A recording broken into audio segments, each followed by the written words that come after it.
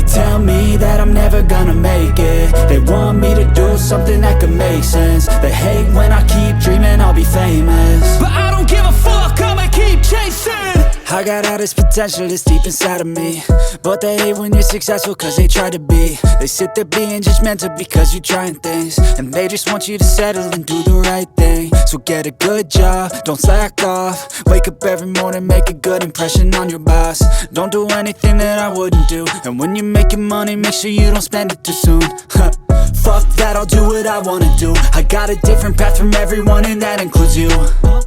Who are you to tell me how to live life? In these times it feels like nobody's right, yeah. So I'ma figure out what else we succeed, and then invest all of my time into that and proceed. I need whatever the hell could make me happy, and I don't think you have a clue what could that be. They tell me that